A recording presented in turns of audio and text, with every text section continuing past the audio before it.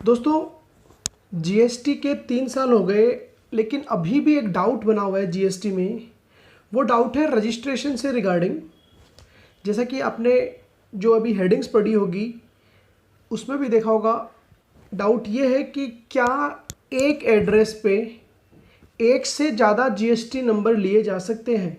मतलब कि कोई एक एड्रेस है, लेट्स से प्लॉट नंबर 101 या शॉप नंबर 101 या बिल्डिंग नंबर 101, क्या इस पर्टिकुलर एक एड्रेस पे, एक प्रीमाइसिस पे एक से ज़्यादा फर्म्स रजिस्टर करवाई जा सकती है। एक से ज़्यादा फर्म्स का, अलग अलग फर्म्स का जो कि अलग अलग जनों के नाम से है, उसका क्या जीएसटी रजिस्ट्रेशन करवाया जा सकता है। या फिर इवन आपका एक जने का, एक पर्सन का एक पैन नंबर पे ही एक से ज़्यादा जीएसटी नंबर है, तो क्या वो सारे जीएसटी नंबर के लिए एक एड्रेस दिया जा सकता है।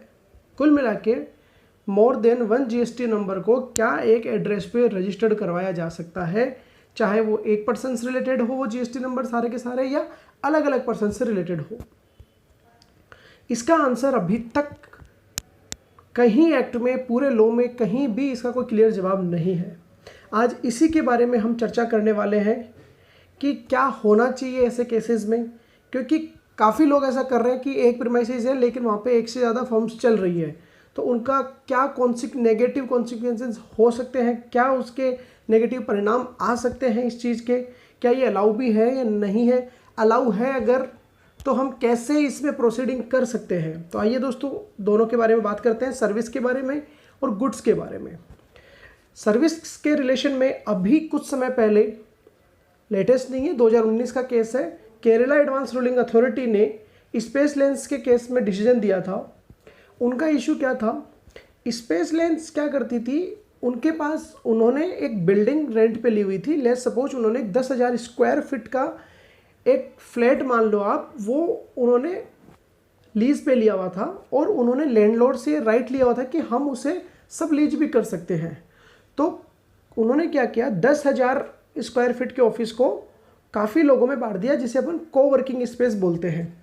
कॉरपोरेट्स में ये काफ़ी चलन में है ये कल्चर कि कोवर्किंग स्पेस, ये जो वर्ड है ये काफ़ी चलन में है कि एक स्पेस को अलग अलग जनों में बांट दिया जाता है। जैसे इवन हम भी करते हैं कई बार, शेयर्ड स्पेस, एक ऑफिस ले लिया, उसमें 4 जने बैठे हैं, 4 अलग अलग जने बैठे हैं, चारों जने अपने अपना काम कर रहे हैं और चारों वहाँ पे अपना जीएसटी रजिस्ट्रेशन नंबर ले लेते हैं अगर उन पे एप्लीकेबल है तो यही इशू था स्पेस लेंस के केस में। उन्होंने अलग अलग जनों को जीएसटी, अलग अलग जनों को ऑफिस स्पेस दे रखा था शेयर्ड बेसिस पे, और सबने अलग अलग जीएसटी नंबर ले रखे थे। अब डाउट ये था कि क्या वो अलग अलग जीएसटी नंबर ले सकते हैं उस पर या नहीं ले सकते हैं। तो एडवांस रूलिंग अथॉरिटी ने बोला, ये जो डिसीजन आया वो केवल और केवल सर्विसेज के केस में आया है, गुड्स के केस में अभी तक कोई ऐसी डिसीजन नहीं आई है।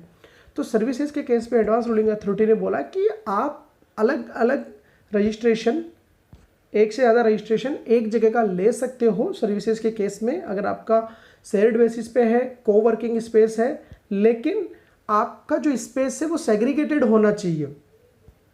आपका स्पेस अलग अलग होना चाहिए, सेग्रीगेटेड होना चाहिए। लेट्स सपोज 10,000 स्क्वायर फीट है, तो आपका जो एग्रीमेंट बनेगा, रेंट एग्रीमेंट, लीज एग्रीमेंट, उसमें ये सेपरेट होना चाहिए कि भैया ये इस साइड का 500 स्क्वायर फीट इस पर्सन का है, इस साइड का 1000 स्क्वायर फीट इस पर्सन का है, और साथ में वो चीज़ उस पर्टिकुलर 10,000 स्क्वायर फीट के एरिया में अलग अलग बाइफिकेटेड भी होनी चाहिए कि भैया यहाँ से यहाँ तक की जो डेस्क है वो एक्स पर्सन की है, यहाँ से यहाँ तक की वाई पर्सन की है। तो वहाँ पे अलग अलग डिमार्केशन भी होना चाहिए जिससे पता लगाया जा सके कि ये एक्स को बिलोंग करती है, ये वाई को बिलोंग करती है, जेड को बिलोंग करती है। तो स्पेस लेंस ने भी अपने केस में यही किया हुआ था। उन्होंने सबको अलग अलग डेस्क दे रखी थी और डेस्क के नंबर दे रखे थे। लेट सपोज वहाँ पे 1000 डेस्क थी, तो 1 से लेके 1000 तक उन्होंने नंबर दे रखे थे। तो बोला कि भैया 1 से लेके 20 तक की डेस्क का जो स्पेस है वो एक्स का है, 21 से लेके 40 तक का है वो वाई का है, एंड सो ऑन। ऐसे करके उन्होंने पूरे स्पेस को बांटा हुआ था।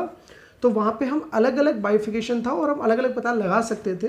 इस केस में एडवांस रूलिंग अथॉरिटी ने बोला कि ऐसा अगर आपका केस है तो आप बिल्कुल एक जगह पे एक से ज़्यादा जीएसटी रजिस्ट्रेशन नंबर ले सकते हो, लेकिन आपको ध्यान रखना है कि एक तो उस केस में हो सकता है आपका बिजली का बिल तो एक ही हो, पूरे फ्लैट का बिजली का बिल एक हो सकता है, कोई बड़ी बात नहीं है। जरूरी नहीं कि 50 जिन्होंने ले रखा हो तो हम 50 अलग अलग बिजली के बिल लेने जाएंगे, जो कि शायद पॉसिबल भी नहीं हो और वो बहुत ज़्यादा कॉस्टली भी हो जाए।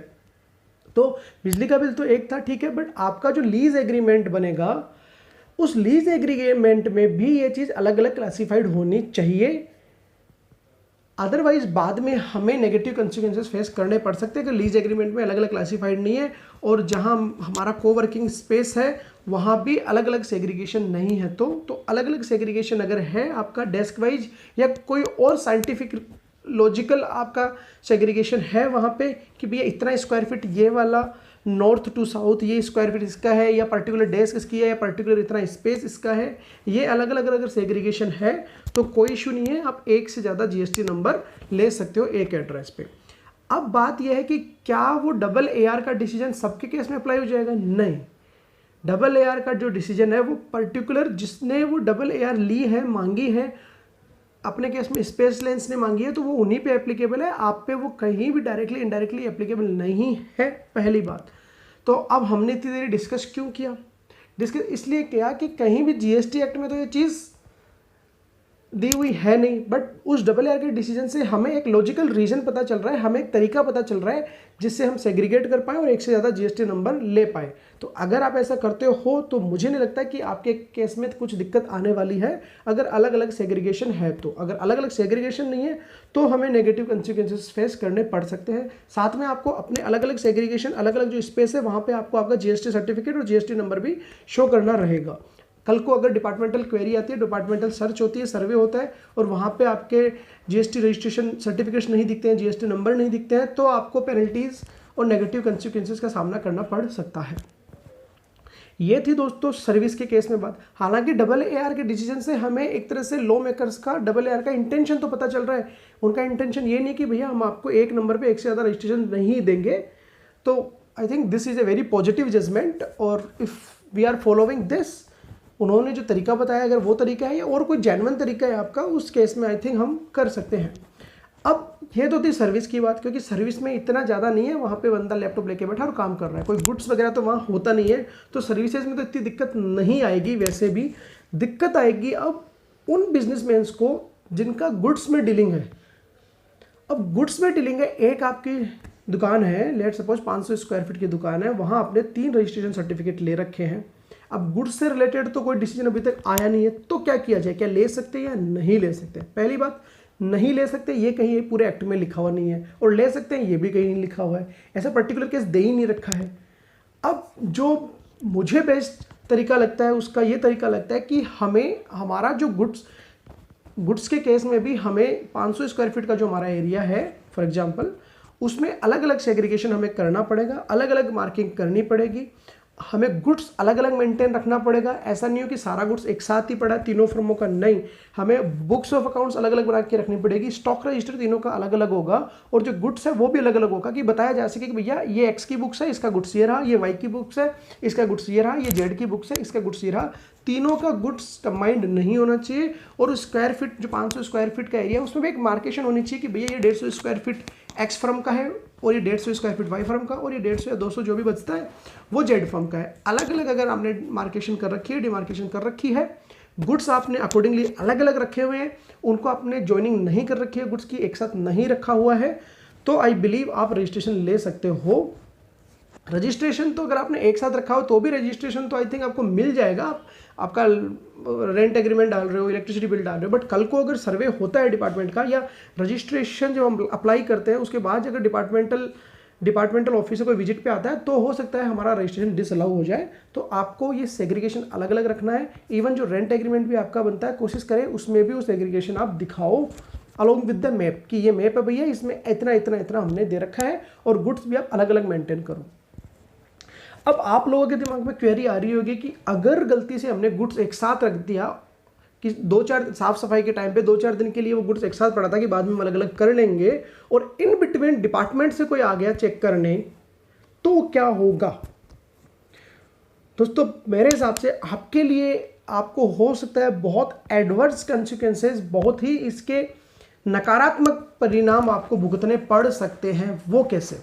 वो ऐसे दोस्तों, हो सकता है जो डिपार्टमेंटल ऑफिसर आएगा उसको जब तीनों फर्मों का गुड्स एक जगह दिखेगा तो हो सकता है वो उस पूरे गुड्स को क्लब कर दे किसी पर्टिकुलर एक फर्म में कि मान लो कि एक्स का जो गुड्स था उसकी बुक्स के हिसाब से 50 लाख का था और वहाँ 50 लाख का पड़ा भी था, वाई का था 1 करोड़ का था और 1 करोड़ वहाँ पड़ा भी था, जेड का भी 1 करोड़ था और वो 1 करोड़ वहाँ पे पड़ा भी था। तो हो सकता है डिपार्टमेंटल ऑफिसर आए और वो बोले कि भैया ये आपने क्लब कर रखा है, मैं अलग अलग बाइफिकेट नहीं कर पाऊंगा, मैं तो पूरे के पूरे 50 लाख 1 करोड़ 1 करोड़ 2.5 करोड़ के गुड्स को मानता हूँ कि या तो एक्स का है या वाई का है या जेड का है। इससे क्या होगा, मान लो उन्होंने एक्स का मान लिया पूरा का पूरा 2.5 करोड़ का गुड्स, तो वाई और जेड के केस में क्या होगा, वाई और जेड के क्रेडिट में 1-1 करोड़ की सेल मानी जा सकती है और उस पर टैक्स लगाया जा सकता है कि भाई वाई आपके बुक्स में 1 करोड़ रुपए का गुड्स दिख रहा है, बट आपका गुड्स तो एक्चुअल में तो कुछ है ही नहीं, मतलब आपने सेल कर दिया और आपने आपकी रिटर्न्स में नहीं दिखाया है, बुक्स में आपने उसको रिकॉर्ड नहीं किया है, तो आप पे उस 1 करोड़ पे सेल मान के टैक्स भी लिया जा सकता है, पेनल्टी भी ली जा सकती है, ब्याज भी लिया जा सकता है। Same in case of Z के केस में भी ऐसा माना जा सकता है। मैं ये नहीं बोल रहा कि ये होगा ही होगा, ये मैं आपको चांसेस बता रहा हूँ, प्रोबेबिलिटीज बता रहा हूँ कि ऐसा हो सकता है। अब एक्स के केस में क्या होगा, जो उसका 2.5 करोड़ का मान लिया गया है, तो एक्स के केस में होगा कि भाई तूने बुक्स में 1 करोड़ का दिखा रखा है, एक्चुअली में 2.5 करोड़ का है, तो 1.5 करोड़ रुपए तेरे पास आए कहाँ से, तेरे पास 1.5 करोड़ रुपए आए कहाँ से, ये माल तेरे पास आया कहाँ से, या तो तूने अगेन कोई ना कोई हमसे ऐसी सेल छुपाई जिससे तूने पैसे अर्न किए थे और उससे तूने माल खरीदा, तो उसको वहां दिक्कत आ सकती है। दूसरा, इन तीनों को इनकम टैक्स में भी दिक्कत आ सकती है। एक्स को दिक्कत आ सकती है कि भैया आपने 1.5 करोड़ का माल खरीदा था, आपके पास एक्स्ट्रा माल पड़ा है, बट आपके पास उसका कोई जस्टिफिकेशन नहीं है, तो इनकम टैक्स में भी आ सकती है कि आपके कोई अनडिस्क्लोज्ड इनकम से आपने ये परचेज किया है जो कि अभी तक आपने डिस्क्लोज नहीं करी है। साथ में वाई और जेड के केस में भी आ सकता है कि भैया आपने 1-1 करोड़ का माल बेच दिया बट आपने सेल दिखाई नहीं है, तो इनकम टैक्स में भी उनके ऊपर नेगेटिव कंसिक्वेंसेस आ सकते हैं। क्योंकि आप सबको पता है रिसेंटली सीबीडीटी और सीबीआईसी के बीच में भी एक MOU शॉर्ट ऑफ साइन हुआ है फॉर एक्सचेंज ऑफ इंफॉर्मेशन, एक दूसरे से वो इंफॉर्मेशन शेयर करने वाले हैं। तो ये था दोस्तों कंप्लीट एनालिसिस मेरी साइड से कि सर्विसेज के केस में आपको क्या करना चाहिए और गुड्स के केस में आपको क्या करना चाहिए। दोनों के केस में प्रॉपर सेग्रीगेशन डिमार्केशन करना जरूरी है। रेंट एग्रीमेंट में भी ये चीज़ हो कि इतना इतना स्पेस इसका है, तो आई बिलीव अगर आप ये सब चीज़ें कर रहे हो तो मेरे हिसाब से आपको फिर कोई भी नकारात्मक परिणाम, नेगेटिव कॉन्सिक्वेंसेज, एडवर्स इम्पैक्ट आपको, मुझे नहीं लगता आप पे पड़ने वाले हैं। बट अगर आप ये नहीं करते हो तो I am very much sure कि कल को अगर आपके यहाँ पे चेकिंग होती है, डिपार्टमेंटल कोई ऑफिसर आते हैं, इवन चाहे वो इनकम टैक्स से आओ चाहे GST से आओ, दोनों केसेस में आपको हो सकता है भारी जुर्माना भरना पड़े। तो मेरी आप सबसे ये छोटी सी रिक्वेस्ट है, छोटी सी राय है, अगर आप लोगों के केस में ऐसा है तो प्लीज़ आप अपने रेंट एग्रीमेंट को फिर से देखिए, अपना जो स्पेस यूटिलाइजेशन है उसको फिर से चेक करिए, क्या प्रॉपर्ली सेग्रीगेटेड है या नहीं है उसको प्रॉपर्ली देखिए आप, और आपकी बुक्स और आपका जो एक्चुअल स्टॉक है उसको मैच कराते हुए आप तीनों फर्म्स या जितने भी फर्म्स हैं सब प्लीज़ उसको अलग अलग मेंटेन करिए, ताकि इवन आपको खुद को भी ये बात पता हो कि मेरा इतना स्टॉक है, मेरा इतना स्टॉक है, मेरा इतना स्टॉक है, मेरा ये स्टॉक है। अदरवाइज आप खुद ही कंफ्यूज हो जाओ। पहली बात तो आप खुद ही कंफ्यूज होने वाले हो। दूसरी बात, जो मेन प्राइमरी बात है वो तो यही है कि अगर डिपार्टमेंटल वाले कल को आ गए then no one is going, then there is no option कि आप खुद को बचा पाओगे। तो इसी के साथ मैं ये वीडियो यहाँ पे साइन ऑफ करता हूँ। Thank you so much. अगर आपको ये वीडियो पसंद आई हो तो प्लीज़ लाइक करें, अपने दोस्तों के साथ शेयर करें और हमसे ऐसे ही जुड़े रहे। प्लीज़ हमारे चैनल को सब्सक्राइब करें और बेल आइकन पर क्लिक करना ना भूलें, क्योंकि अगर आपने बेल आइकन पर क्लिक किया हुआ रहेगा तो जैसे ही कोई लेटेस्ट अपडेट आएगी, हमारी साइड से कोई लेटेस्ट वीडियो आएगा जानकारी से भरा हुआ, वो सबसे पहले आप तक पहुंचेगा। थैंक यू सो मच दोस्तों। जय हिंद, जय भारत। मिलते हैं किसी नई वीडियो में, किसी नई अपडेट, किसी नई नोटिफिकेशन के साथ। Thanks once again.